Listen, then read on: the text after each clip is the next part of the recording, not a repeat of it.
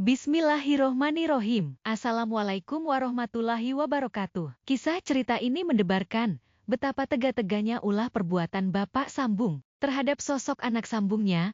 Siapakah sosok anak sambung itu? Sebut saja Adin, nama samaran. Kali ini usia Adin sudah 7 tahun berjalan. Masih duduk di kelas 2 sekolah dasar, tapi akhir-akhir ini sosok Adin nyaris setiap hari. Sudah 3 bulan berjalan. Pasca ditinggal sosok ibu kandungnya pergi jauh merantau, bekerja TKW di negeri orang, ternyata berujung petaka bagi sosok Adin. Anak semata wayang, menjadi korban siksaan Bapak Sambung begitu sadis dan kejamnya. Adin selalu jadi sasaran. Wadal emosi kemarahan dari bapak tirinya, lalu siksa dianiaya oleh Bapak Sambungnya, betapa sakit pedih luka dan menderita. Itu perasaan Adin terguncang dengan kelakuan Bapak Sambung bersikap kasar, kejam dan sadisnya terhadap Adin, hingga tubuh Adin, lengan kaki badan pada cedera, gara-gara ulah bapak tiri, Adin kerap dipukul, ditampar, ditendang hingga dicambuk pentungan kayu. Nampak jalannya Adin terlihat pincang,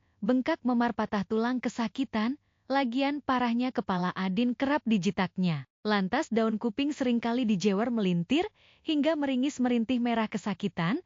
Adin sudah tak tahan lagi. Tiap hari trauma, tertekan, tersiksa, teraniaya, menderita, selalu kebayang mengancamnya. Pada suatu malam, sosok Bapak Sambungnya menjelang maghrib. Dia dijemput temannya, dan biasanya kalau dia pergi, pulangnya besok siang sembari sempoyongan mabok minuman keras. Mulutnya bau alkohol menyengat, sorot matanya merah raut, wajahnya kusut, lalu ngamuk-ngamuk gak karuan.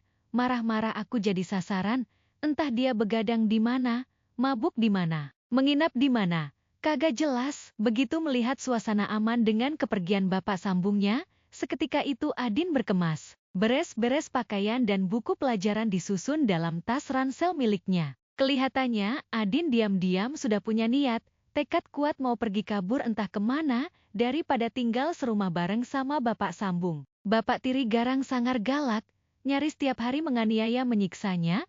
Lebih baik Adin pergi jauh agar aman terselamatkan. Daripada tersiksa teraniaya, bahkan makan minum pun, Adin selalu dibantu sama tetangga. Nampak Adin lagi jongkok di sudut kamar bertekuk lutut. Kedua lengannya merangkul lutut, seraya merenung berpikir menerawang sejenak, tak terasa mengurai air mata sendirian, sambil bergumam dalam hati. Teringat akan kepergian sosok ibu, 3 bulan lalu, yang kini bekerja jauh di negeri orang, TKW di negeri Taiwan. Lalu teringat akan cerita ibuku, kala itu ayahku meninggal karena korban kecelakaan tabrak lari, namun raut wajah, mimik rupa sosok almarhum ayahku tak ada dalam bayangan, karena aku belum pernah menatap ayahku, ditinggal pergi ayah kandungku tercinta untuk selamanya. Semasa aku berusia 7 bulan, namun sebelum ibuku pergi, ibu menitip kartu nama ini, katanya ini alamat adiknya almarhum ayah. Kalau ada apa-apa datang saja ke tempat paman, di kota Jakarta,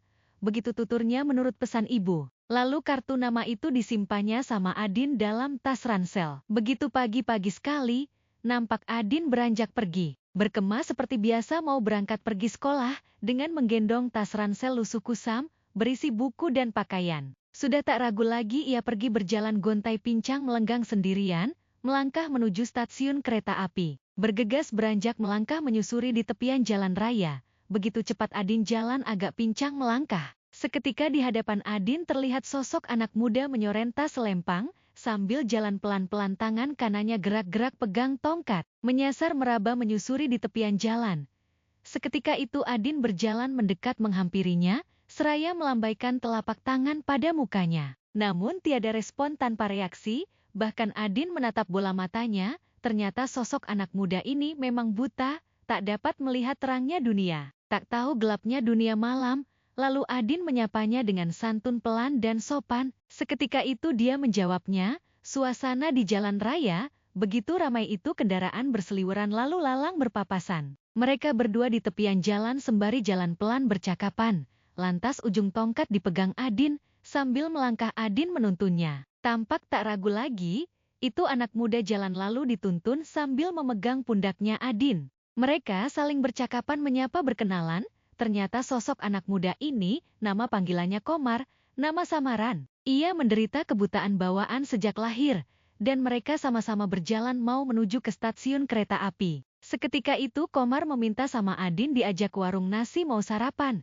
tapi Adin nampak agak bingung kelagapan karena Adin tak punya uang. Yang ada di sakunya hanya 10.000 doang, itu juga dapat pengasih dari tetangga sebulan yang lalu. Lantas Adin berterus terang cerita apa adanya sama Komar. Seketika itu Komar menjawabnya, "Hei Adin, kamu lihat itu di dalam tas lempangku." Begitu Adin minta izin lalu membukanya isi tas lempang Komar. "Wah, itu uang banyak sekali. Dapat dari mana, Mar?" tanya Adin keheranan. Lalu Komar bertutur menyahutnya, "Oh, aku ini bukan sosok pengemis, tapi aku tukang urut tukang pijit, Din. Cuma aku kena sialnya, aku ada di mari gara-gara diangkut sama petugas, bareng sama pengemis, gelandangan dan ODGJ juga. Aku dibawa 2 hari yang lalu malam-malam, begitu lamanya aku dalam perjalanan, lantas aku dengan yang lainnya diturunkan dari atas kendaraan. Nggak tahu ini berada di mana. Kalau yang lainnya sudah pada kabur lagi, entah pergi kemana. Akhirnya aku ditinggal sendirian nggak tahu jalan, Din." Begitu keluh kesah Komar bertutur, lalu Adin terperangah kaget, seraya berujar, "Duh, iya begitu teganya mereka semua, Mar. Sudah tahu kamu gelap gulita tak dapat melihatnya. Malah diangkut petugas, lalu dilepas ditinggalnya sendirian. Oh, itu Mar, warung di seberang ada pedagang nasi uduk. Kamu doyan apa nggak, Mar?" "Ya, nggak apa-apa. Pagi hari begini enak juga makan nasi uduk, Din." Seketika mereka berdua menyeberang jalan, Komar sembari dituntun Adin, menghampiri warung, lalu mereka duduk di warung. Lantas makan barengan sarapan nasi uduk, sambil bercakapan, lalu Adin bertanya, "Hei Komar, waktu tadi malam kamu tidur di mana?" "Oh, semalam aku tidur di serambi masjid, sehabis bareng sholat isya berjamaah tadi malam. Lantas aku minta izin sama Marbot, ikut tidur di serambi masjid. Lalu waktu tadi udah sholat subuh, terus aku ikutan mandi di masjid. Lantas aku pamit jalan kemari." Begitu tuturnya Komar. Adin mendengar ucapan Komar hanya manggut-manggut terharu kagum. Lantas Komar balik bertanya, "Hei Adin, sebenarnya kamu ini mau pergi kemana, Din?" "Oh, aku sih, sudah niat tekad bulat mau pergi kabur, Mar. Menghindar dari siksaan Bapak Tiri." Bapak Sambung galak kasar beringas. "Aku udah nggak kuat, Mar. Kagak tahan disiksa dianiaya. Aku mau mencari paman, adiknya almarhum ayahku. Kartu nama alamatnya di Jakarta, sudah ada di dalam tas aku." Begitu tuturnya Adin, lalu Komar berujar, "Oh, tapi aku minta tolong, Din. Mau nggak kamu mengantarnya aku dulu ke tempatnya Pak Ustadz yang biasa aku urut? Ini alamatnya." Begitu tutur Komar, sambil memberikan kartu alamat. Lantas Adin menyahutnya, "Ya, aku sih siap saja, Mar. Tapi sejujurnya aku ini nggak punya uang. Buat ongkos saja cuma ada 10.000, aku sih ikut kamu juga." "Siap saja, Mar," tutur Adin. Seketika Komar menyahutnya, "Oh iya, boleh-boleh, Din. Kalau buat ongkos, makan, jajan sih, pakai saja uang yang ada. Aku ikhlas kok, Din. Yang pastinya hari ini, kita bisa sampai di tempatnya Pak Ustadz ya." Begitu Komar berujar. Lalu Adin menyahutnya, "Iya, Mar. Entar di stasiun, aku tanya sama petugas, naik kereta jam berapa kita ke sana. Nanti kita turun di stasiun mana. Sekalian beli karcis, aku tanya sama mereka." "Ya, aku sih ngikut saja, Din." Begitu jawab Komar. Nampak mereka berdua usai sarapan nasi uduk, sedang berbayar sama ibu warung. Lantas bergegas berdua beranjak pergi ke stasiun. Berselang beberapa saat kemudian, tampaknya mereka berdua sudah berada di atas kereta. Duduk berdampingan seraya bercakapan kereta melaju kencang. Lantas Komar bertanya lagi, "Emangnya itu Bapak Tiri kamu, bekerja di mana, Din?" "Ya, Bapak Tiri aku, kerjanya pengangguran. Seperginya ibu aku 3 bulan lalu, merantau bekerja di negeri orang. Itu Bapak Sambungku bareng temannya, setiap hari kerjanya cuma mabuk melulu. Lantas mengadu ayam, judi sabung ayam. Dan kelakuannya berubah jadi kasar garang, kerap kali menyiksa aku, gara-gara mabuk minuman keras kali ya." Begitu tutur Adin. Lantas Komar menimpalnya, "Yah, pastinya sih begitu. Pantes saja itu kelakuan Bapak Sambung kamu beneran konyol, kagak punya iman dan akhlak. Lagian kelakuan pemabok sikap umumnya seperti itu, orang lagi kagak sadar, tentu melebihi perilaku sikap binatang. Bapak Sambung kamu itu lagi kesetanan, Din. Kerasukan kesurupan hawa nafsu jin dan iblis, orang itu pengikut Dajjal Firaun. Naudzubillah." Begitu ujar Komar tampak geram. Lalu Adin keluh kesah curhatan, "Iya, Mar, ini tangan sama kaki aku kalau dipijit diurut, bisa sembuh lagi, apa kagak ya Mar?" Ucap Adin penasaran. Lantas Komar berujar, "Yah, semoga saja sembuh, berdoa memohon pada Allah Ta'ala, agar disembuhkan.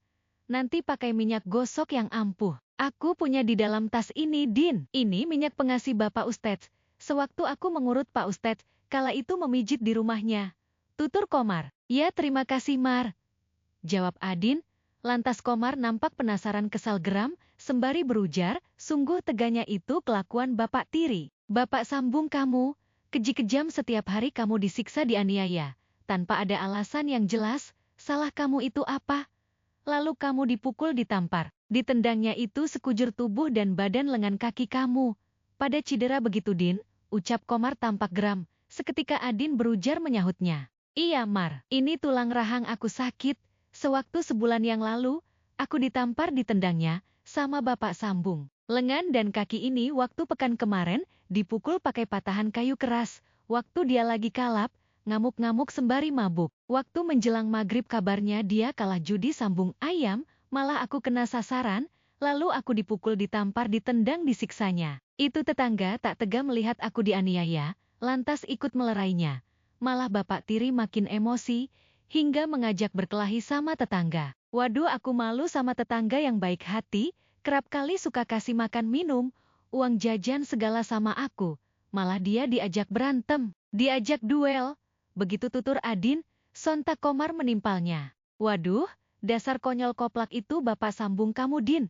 Kalau saja, kala itu ada aku di sana, kagak ragu lagi Din. Aku pentung pakai tongkat. Itu Bapak Tiri kamu, biar sempoyongan, oleng terhuyung sekalian tepar Din. Lagian kakek sama nenek kamu atau saudaramu pada tinggal di mana Din?" "Kakek sama nenek aku, sudah lama tiada sudah meninggal dunia," aku bilang barusan, "yang ada hanya paman, itu juga paman sudah lama kerja di Jakarta. Jarang pulang ke kampung, entah berada di mana.